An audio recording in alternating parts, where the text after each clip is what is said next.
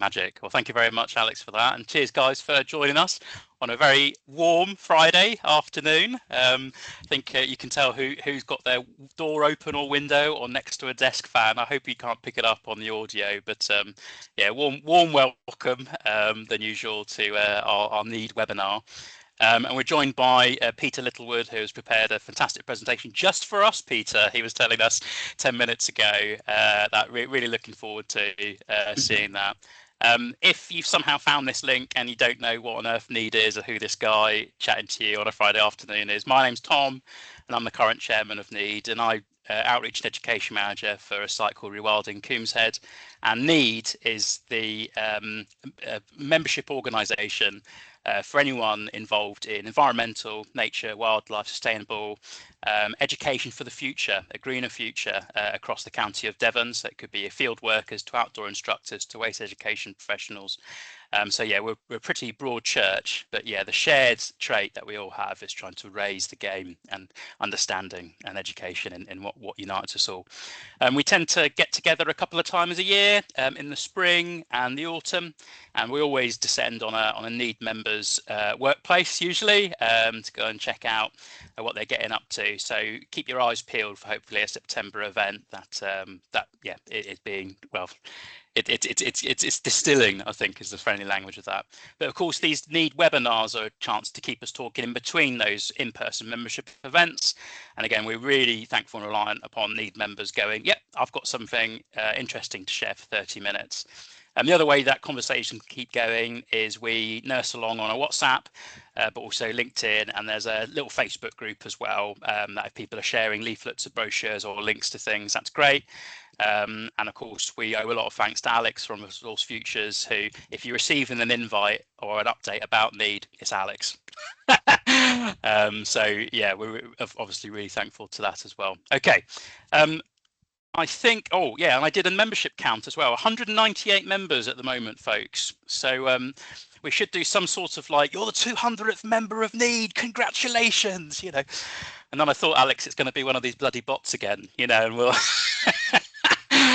but yeah, we'll see. But yeah, we're doing really well with that, which is fantastic. Oh yeah, and a couple other things as well. So if I lose connection, Alex then takes over, and if Alex loses connection, we'll sort of keep going. It shouldn't be reliant on one of us on the call to keep the recording going. And last but least, before I hand over to Peter, is yeah, try and, if you want to, while Peter's presenting, I'll be keeping my eye on the chat box. So if you've got any questions or things to return back to, whatever, yeah, chuck stuff in that chat box. It gives Peter 10 minutes to consider an answer, but also it's quite good for sharing links and all that type of stuff. I think that's everything. Have I missed anything, Alex? Do you reckon? About right? Happy days. Well, Peter, thanks for joining us and preparing a bespoke presentation. And we saw a sneak preview of it, and it looks fantastic. But yeah, warm welcome, Peter Littlewood from Better Planet Education. Over to you, mate. Thank you very much. Thanks very much, Tom, and thanks very much for inviting me. Afternoon, everybody. I'm just going to put up a quick screen share, which worked perfectly just now. So hopefully it'll work again. We'll find out in just a moment.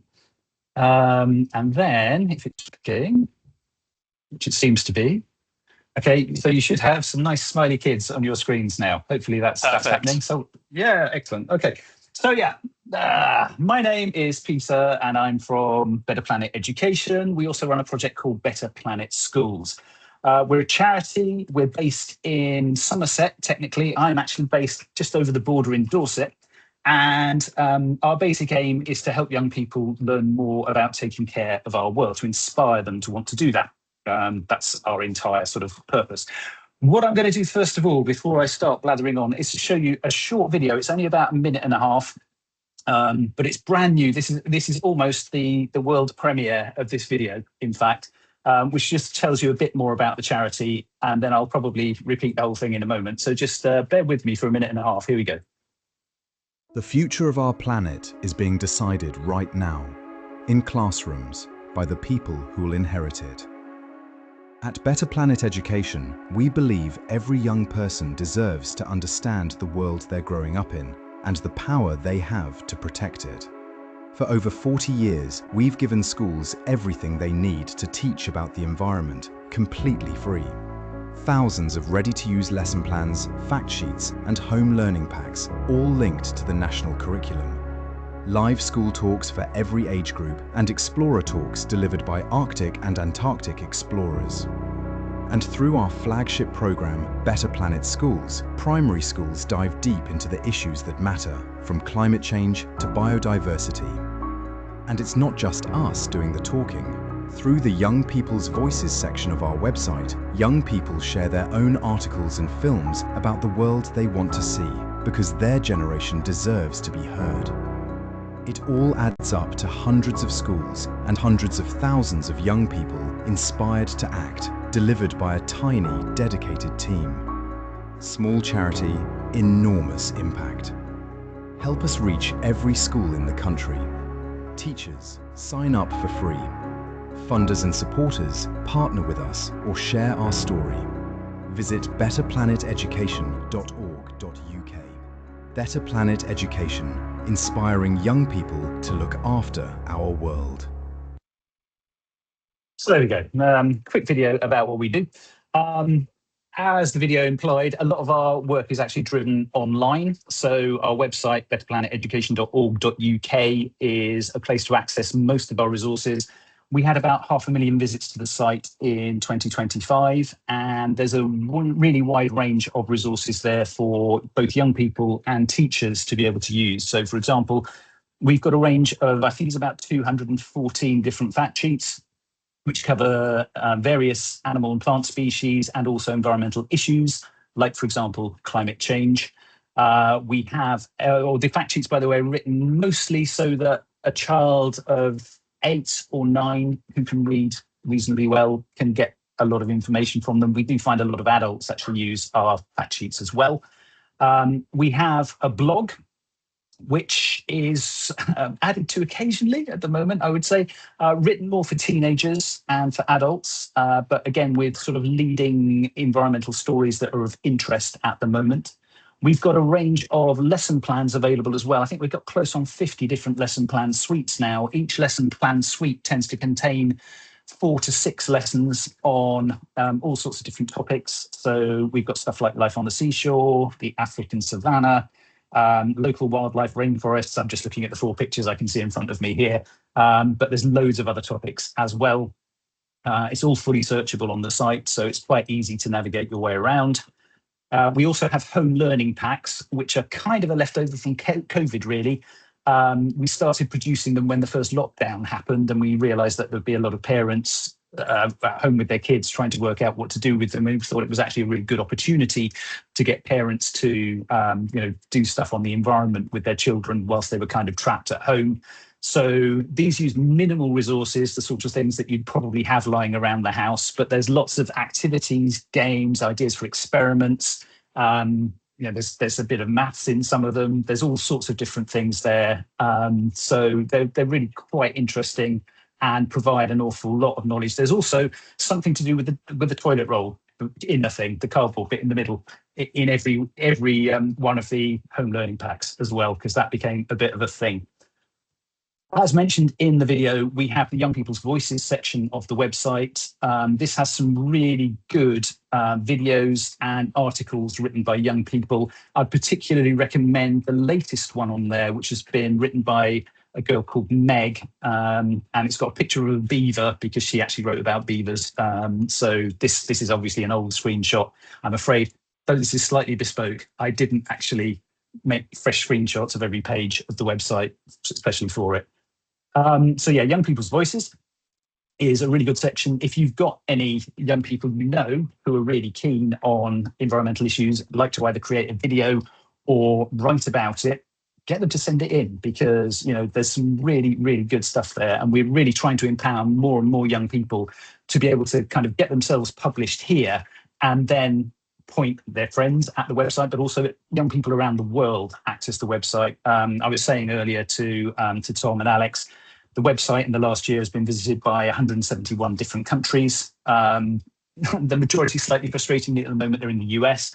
But then the UK is number 2 at the moment, but the UK audience is actually growing again. I think that's more down to Google than it is down to anything that we've actually been doing. I think Google search went a bit weird for a while, but it's coming back online from the UK for us now, which is a relief. We provide free talks in schools, both online and in person. Here you've got a photo of me delivering an online talk at a school, which is a view that I don't normally get. So that's kind of interesting. But yeah, we do a lot. I mean, in the since the start of April, I've done, I think it's 30 something talks to about 1,900 children, just online, mostly sitting here in my office to do them. But occasionally, if they're local enough, and we're actually based in Yeovil, if the schools are within about 20, 30 miles of that, then I will make the journey, provided they're not anywhere near Bristol, in which case that journey takes about an hour and a half in each direction. We produce educational videos as well. This one was on plastic pollution, and the reason I always use this as an example is that we had a cast of young people to help present it, and in fact our cameraman and editor for this was, I think, 11 years old at the time that this video was put together. So, you know, it's really nice to have been able to involve young people more fully. We went to Charmouth Beach to shoot this video, and there was absolutely loads of plastic rubbish, unfortunately, on the beach to be able to use to show what was going on. I was slightly concerned we might not find any for a bit when we arrived, but actually there was plenty. So it unfortunately became a job of kind of picking everything up. But there are videos for schools to be able to use in the classroom, but also for young people to be able to watch and get a lot of information from as well. These kids had to learn their script on the day, and they did absolutely amazingly, because they only had, in most cases, like 10 minutes or something to learn the lines before they had to present to camera. So they did a really good job.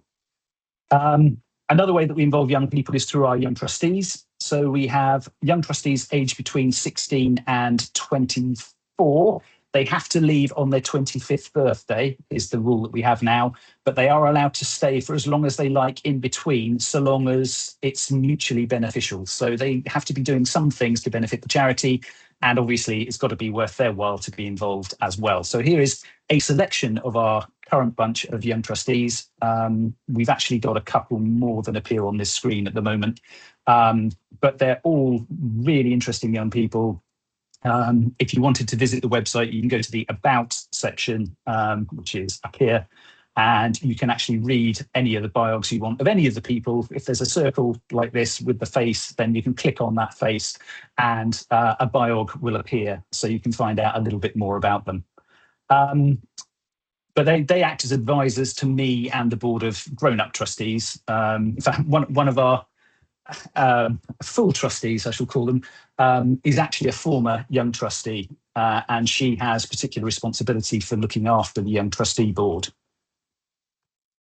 Then we have a bunch of celebrity presidents as well, who all lend their support to the charity in various different ways.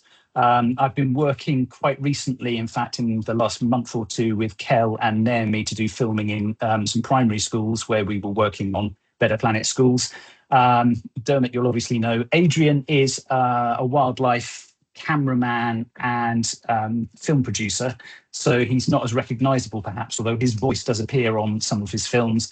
Andy is a children's author who wrote the Mr. Gum series of books, along with various other things, the Paninis of Pompeii and other absolutely brilliant books that if you're an adult needing to read to a small child, then some of Andy's books are amazing, except for the fact you find it very difficult to actually keep reading because you're laughing so much.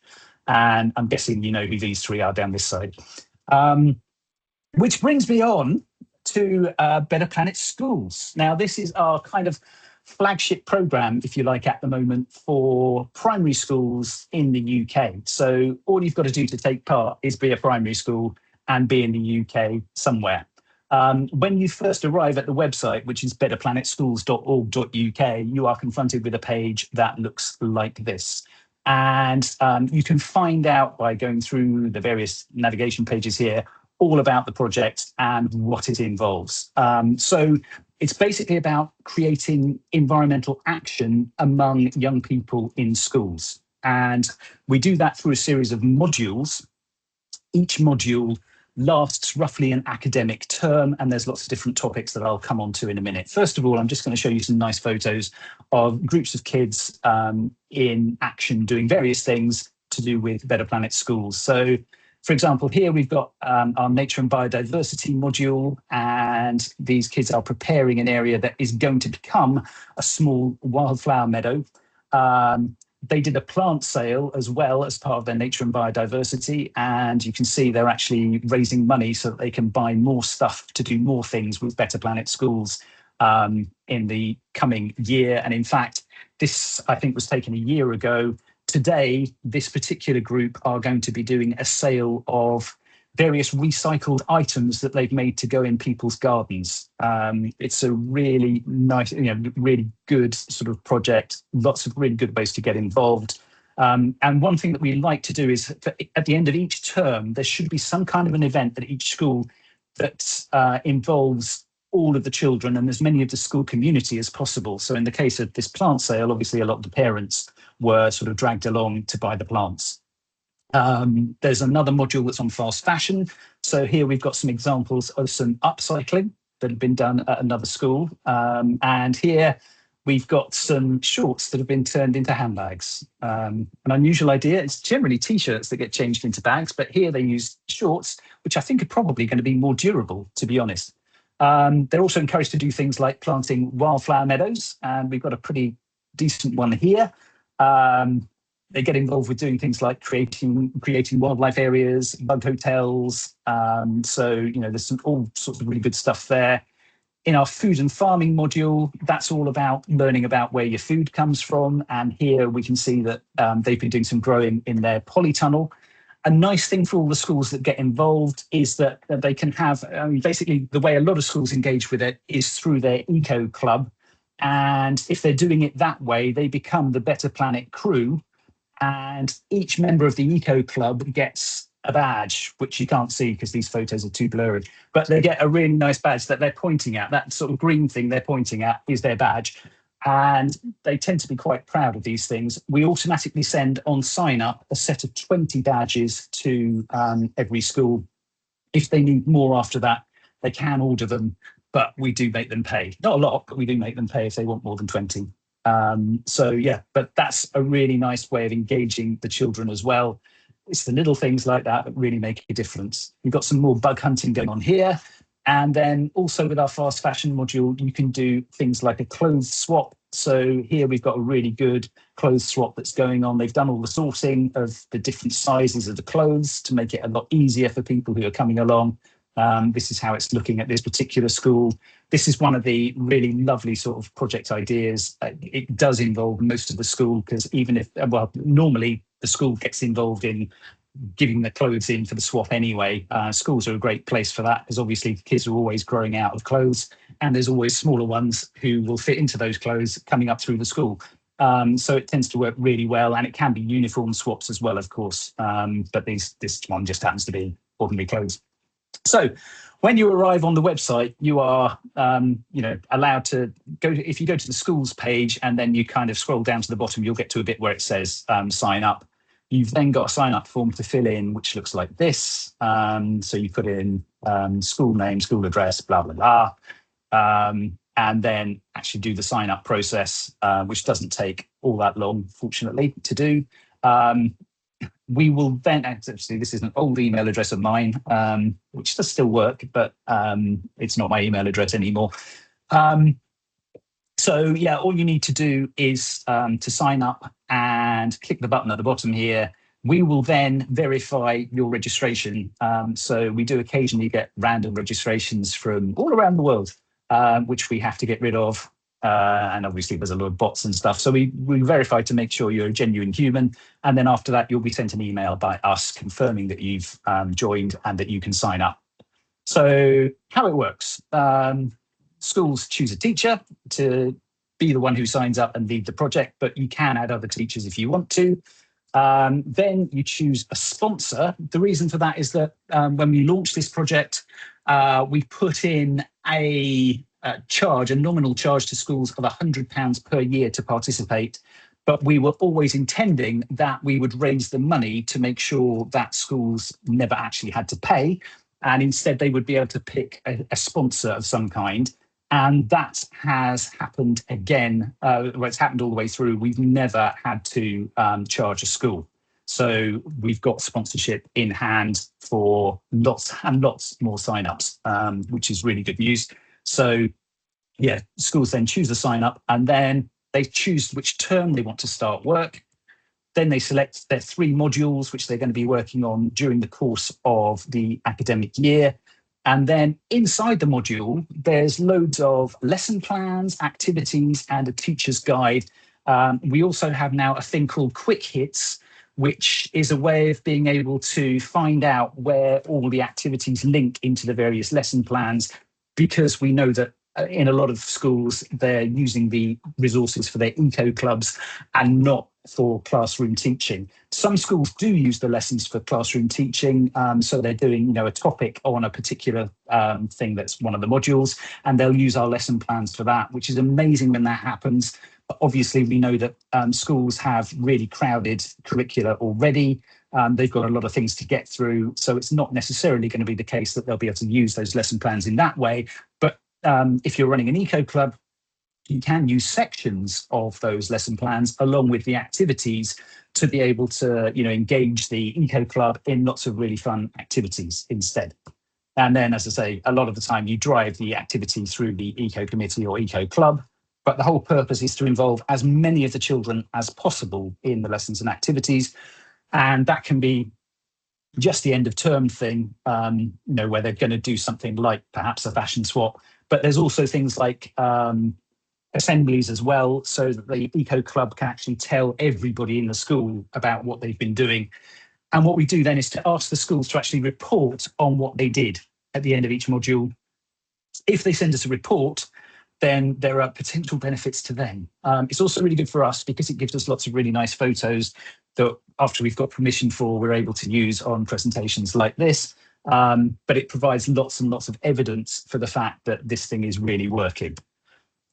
So modules wise, there's 11 available at the moment. So you can take part for almost 4 years without repeating a module. So we need to get one more really, and then you can do a whole 4 years. But we've got energy and energy saving. Now, energy and energy saving was actually the thing that started this whole project off in the first place, because back in the day, Southend Borough Council, as they were then, came to us with a project that they were doing with the European Union called Energy Challenges. And the idea with this project was that schools around Europe would try to save energy through a mixture of infrastructure and behaviour changes. Now, obviously, the council was handling the infrastructure change within the schools, but they needed a behaviour change programme built for them and then operated in schools. So they chose us as their education partner for that. And we then wrote a set of educational resources. And in fact, although the whole purpose was that you'd save energy through an academic year, we kind of thought that learning about energy for an entire year was probably going to start getting a bit old after a while, and that it would be better to, yes, keep saving energy for a whole year, but also switch up the focus for the kids so that they could learn about other things in 2 other of the academic terms. So the first term, they learned about energy and energy saving. And when we did the EU did an audit of energy usage, they found that the UK schools, of which there were 16, had saved on average between 10 and 15% of their annual energy usage. And this was at a point where Southend Council still hadn't done any of the infrastructure changes. So it was basically behaviour change alone that was creating those energy savings. And from that, we thought, well, if it works in Southend, it can work anywhere, because, I live in Dorset. Southend is 4 hours drive away. I did visit a couple of times during the time that the year was running at the school, but obviously I wasn't there on call all the time. Most of it was done online and at a distance. So yeah, we kind of thought if we can create 10 to 15% energy savings in schools across the country, that would be a really, really powerful thing. So we launched Better Planet Schools basically as a result of that. It was also an expectation of the EU that there would be kind of a legacy from the Energy Challenges project. And so this became the legacy. And I have to say it's done a lot better since it became Better Planet Schools, because we've been able to do more things. So these would be 3 original modules. So, reducing plastic and increasing recycling, and then nature and biodiversity. But since then, we've also added climate change and flooding, endangered species, air pollution, fast fashion, food and farming, transport, insects. That's a special one for Key Stage 1, because we were getting more and more infant schools saying, can we take part too? And the answer is yes, but the resources are generally written for Key Stage 2. So, you can adapt them and it's fine. And the activities will work with Key Stage 1. But the insects one was specifically written for Key Stage 1 kids to be able to use. And then we've got another one on renewable energy as well.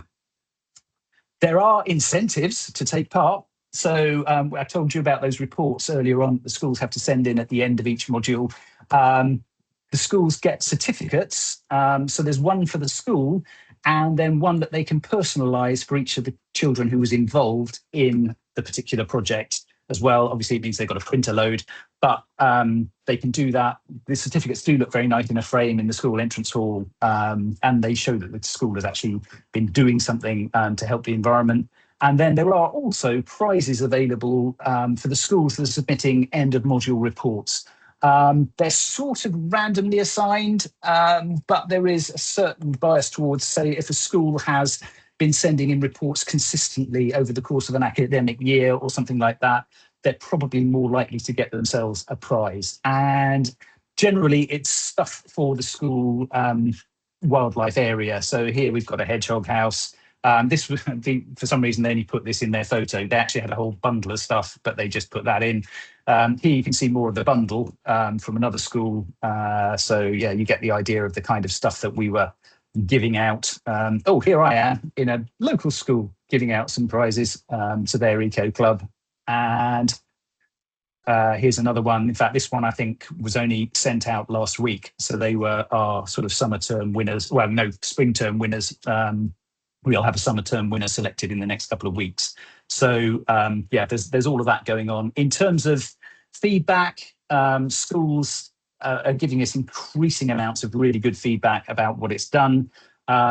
Obviously, the schools that have managed to save energy, they think that's brilliant, because energy bills in schools are phenomenally expensive, and a 10% to 15% reduction is thousands of pounds a year saved. And if you can do that just by getting the children to understand more about how energy is used, and then do a bit of policing work during the school day, that's a massive bonus for the school. And yeah, we get lovely feedback, as I say, from teachers about the kind of things that they've been doing with the children as a result of Better Planet Schools, how good the resources are and all that kind of thing. So what I'm going to do now, I don't know, how long have I talked? Not bad, actually, 25 minutes. What I'm going to do is I'm going to pause at this point to ask if there are any questions so far. There is a really boring part that I can add to this, which takes you through the whole sign-up process at the back end of the Better Planet Schools website. But I imagine you probably don't want to see that. So what I'm going to do is to say instead, any questions? And in fact, rather than needing to contact me via email or on the phone, you can actually talk to me, because I'm right here. So I'll just get off this thing, stop my share. And here I am. Thank you, Peter. Okay, no worries.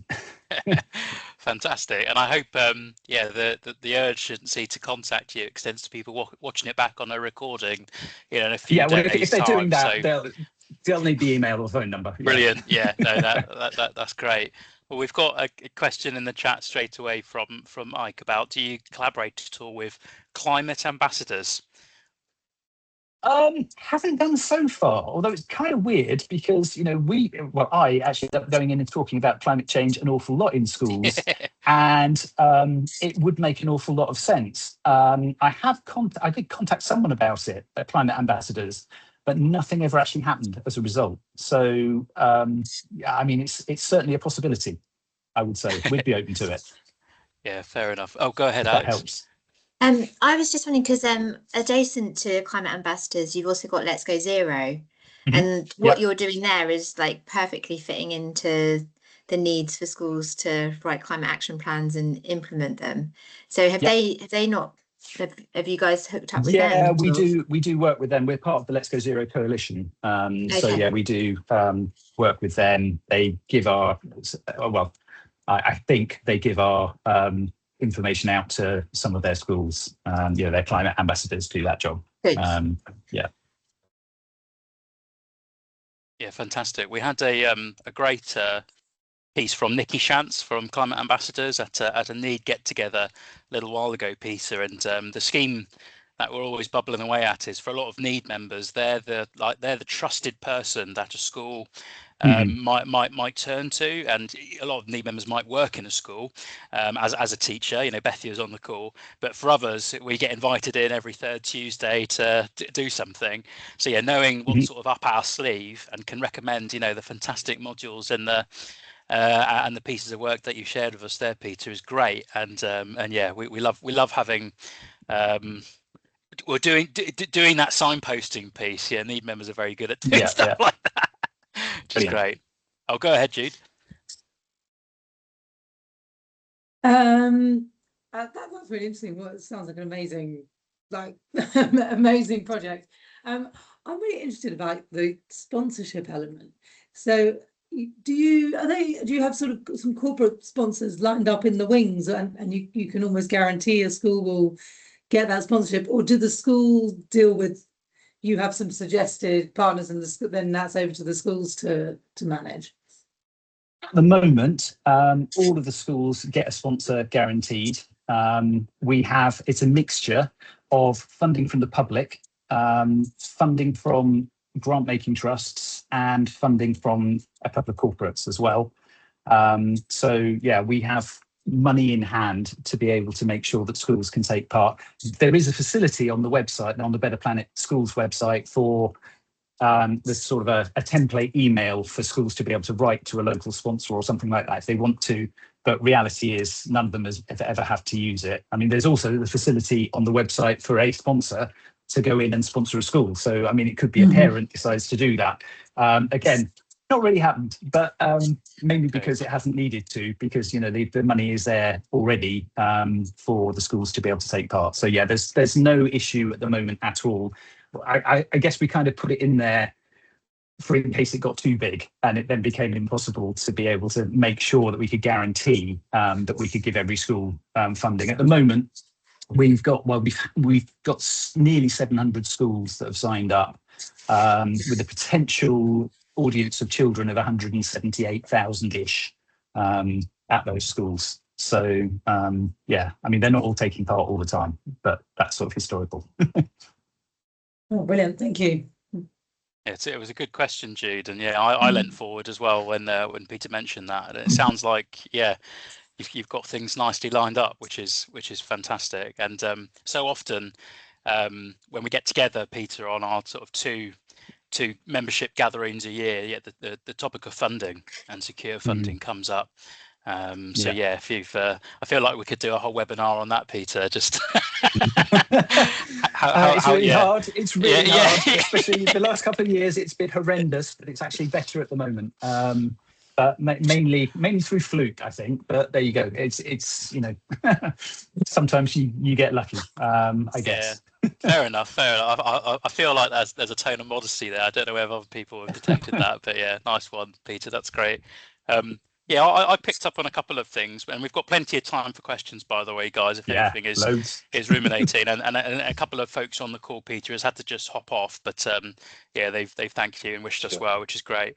And the first thing I wrote down, Peter, was agents for change, because very early in your presentation, it was child-led. And I think for a lot of projects at all scales, there's an increasing rhetoric around children being agents for change, whether in the school, playground, classroom, but crucially around the family dinner table back at home, or in the after-school club, or. And we tried to map, a few years ago, what the responsible body is for a child, for somebody's development as they go up, so school, college. And there was an interesting bit around that first employer, but in terms of a child, it's really interesting territory, I think, to equip a young person with the vocabulary, the resources, but also opportunity to do some of the things that are on there. So do you mind maybe, Peter, just talking to, I don't know if you've even got a couple of examples of where a child has been sufficiently, supported or whatever, and they're doing something that those of us on the call might, I don't know, drag our feet doing or whatever. But yeah, it's a nice example of like children moving faster than you are, basically. Yeah, well, I mean, it's obviously it's not individual children, I guess. It's more groups with Better Planet schools. But in terms of the stuff they're doing, yes, there's some absolutely phenomenal work going on. The children do genuinely take ownership. I mean, that was the really important premise with the original Energy Challenges UK project. It was very much about the fact that the children would be the ones who would be put in charge of the school's energy usage. Having learned about, how they were using it, potentially how they were wasting it, they then sort of drew up plans for how they could make sure it didn't happen in the future. And that did involve often, discussions with the head teacher. So the kids would actually go and have a meeting with the head and say, look, this is what we want to do. Of course, in most cases, the head teacher was already well on side with this because, they'd signed up in the first place. But it gave the children the real sort of feeling that they were getting that sort of sense of, of power almost, if you like, but definitely of agency. And they were then able to do things like, during the break times, both at morning break and then at lunch break, they were going around all the classrooms to make sure, particularly in the winter time, that things were as they should be. So, the windows were shut, the doors were shut, the heating was at a sensible level, the whiteboard had been switched off, nothing was blocking the radiators.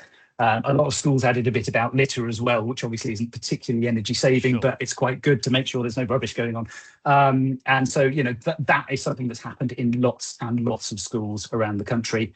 And it's really good to know that the schools do that. Obviously, it's a big hook, I guess, as well. The fact that you could potentially save 10 to 15% of your energy. Yeah, absolutely. It's a really, I mean, it works much better if you've got an old Victorian building, has to be said. If you've got a really modern school that's only been built in the last, 10, 15 years, you're still going to have savings, but they're not going to be 10 to 15% probably. But it's amazing how many schools still can't do things like controlling their heating. You've either got on or off, and no proper controls in individual classrooms or anything like that, which would obviously make a huge difference. That's something that the children don't have any agency over. But the changes they can make really do have an impact. So that's a really good one. Other things, obviously, I've talked about the fashion swaps already that have been just amazing, so impactful. And in fact, it happened at one of the schools at the end of their first fashion swap. The kids came up to the teacher who ran the group to say, can we do that again next term? And the teacher said no. There's a lot of, the amount of work, the organisation that goes into it is amazing, because the way it works, if you do it well, is that you have each child brings in a number of items. They get a token for each item.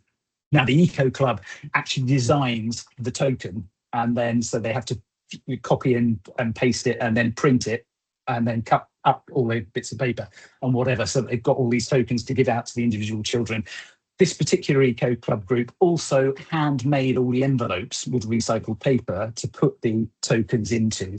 They then had to do all the collecting, it was collected in the school entrance hall, that the kids had to then go and bring all of that up to a classroom where they could start sorting it all, labeling it all, so it was all ready for the swap. And then on the big day, everything had to go into the school hall, and the children were involved in actually organising and running the swap. And it's an annual event at that school. So they've just done their most recent one last term, and this term they've got another sale going on of plants and things today, which is really cool.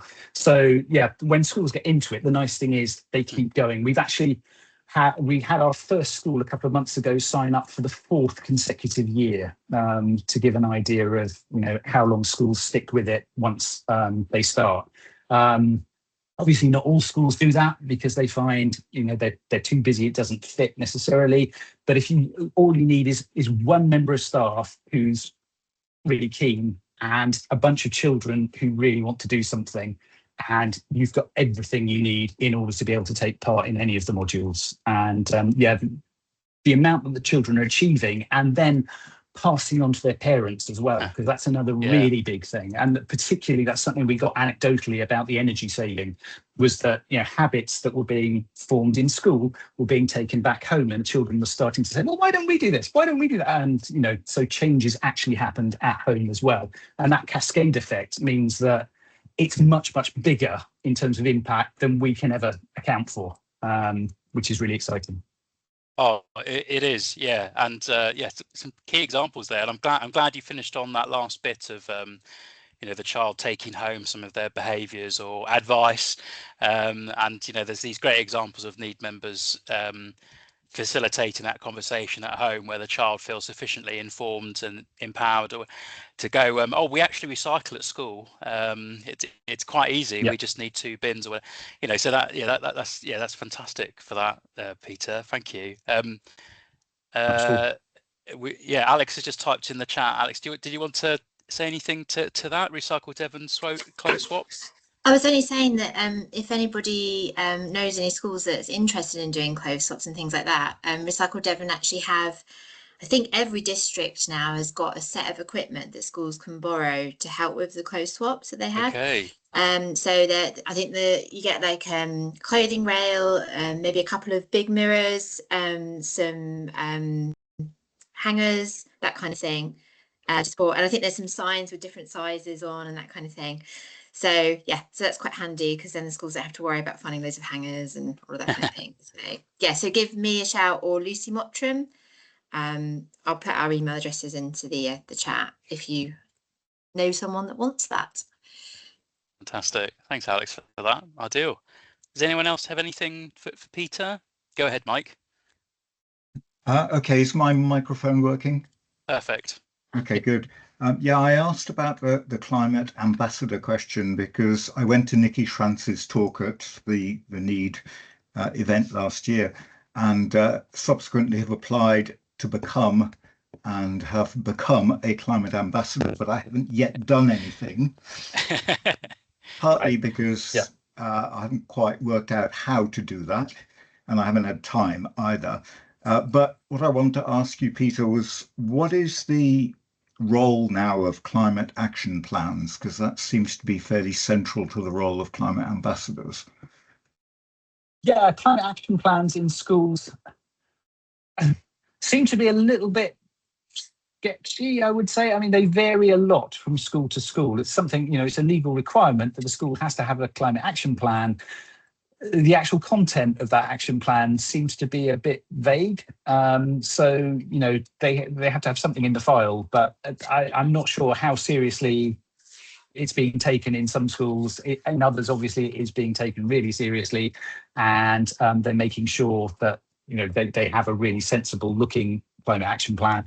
But there's an awful lot of variability still. I think there's just there's so many pressures on schools, and in some cases probably it's just it's another thing we've got to do, and it just becomes that thing that gets parked to one side for as long as they can manage to avoid it. There are actually really sensible aspects to a climate action plan that can change behavior and really make a difference in a long-term way, because the schools, they do have that ability to change attitudes and behaviors in a way that few others actually have the option to be able to do, because they've got kids for maybe 7 years or more to be able to provide that influence. And if they can instill that over the course of that time, then it can make a massive difference to the adults that that are turned out from that school. Ultimately, even if you're a primary school, you can make a difference to how the adult turns out as a result of some of the things that you've been able to kind of teach over the course of those years. And I mean, that's what Better Planet Education is all about, I guess, as well, is that we're trying to create a generation of adults who are more environmentally responsible, and who can therefore take a bit more charge of what's been going on, and try to make sure that it's better in the future, without necessarily saying to the kids, it's your problem, because that's the thing not to do is to make it sound like, yeah, we're rubbish, so it's down to you to sort it out. It's actually about everybody working together on this. But obviously, if the children can be on side with it as well and can learn the best ways to act for the future, that's going to help everybody. So can I just ask a subsequent, which is that do you have a use for volunteers? Because I have some expertise. I started out as a glaciologist in the Antarctic and then went on to work for renewable energy for most of my life. And have been, since retiring, which was a while ago, I've then educated myself on all the climate issues. So I feel that I can give in the right circumstances. Do you have a need for people like that? It's not something we actively pursue, but at the same time, now that you've asked the question, it could be something that, I mean, if you'd like to get in touch, and then we'll see what we can sort out, if that's okay with you. I mean, at the moment, we kind of took over Wicked Weather Watch last year because they unfortunately had to close, and they wanted to make sure that their sort of resources went somewhere where they still get used. And we do still offer their explorer talks as well. So we've got a couple of Arctic explorers who can do talks on the poles. But having another sort of climate expert on board could be really useful, definitely. Okay. Fantastic. Well, okay. I'm sensing that people might be keeping their powder dry, Peter, to get in contact with you after the fact. And I was pleased, as Bethia was leaving the room, said that she's doing the clothes swap coming up. So, yeah, already super handy stuff. And the only other point I was just going to raise was all the wonderful photos that you shared. I think you said something like it's useful for reporting, but also really useful to show adopting schools that they're not alone within a program, or the lone teacher in a school, or the after school eco club and things like that. Because so often, many of us on the screen have probably talked to those 20 young people, go, well, if we're doing this in our little corner of Devon or Cornwall or Dorset or Somerset or whatever, who's doing that corner and that corner and that corner? So I'd like to suggest, Peter, that it's really reassuring for those kids to see other kids with almost similar kits, but also the resources and the language use, building up that vocabulary. And my partner teaches secondary English, and she's always very keen to remind me, Tom, the average reading ability of an adult in the UK is 11 years old. So for a lot of people, they don't get any better than the reading age of an 11-year-old. So in terms of, you said some of your resources are quite handy for the adults in the room or the parents, interpreting new science. And Mike, you said that despite being an expert in your field, learning how to convey climate education to a 10-year-old, sometimes it's reading the resources intended for that 10-year-old. For me, it is also quite handy. So yeah, fantastic couple of bits there. And Peter, thank you very much for joining us on like I say, a very sunny Friday afternoon. Absolutely fantastic. I think we'll stop the recording there, Alex. Okay. Magic. At least it's not as warm as it was yesterday. Oh my goodness, yeah. I mean, I will never celebrate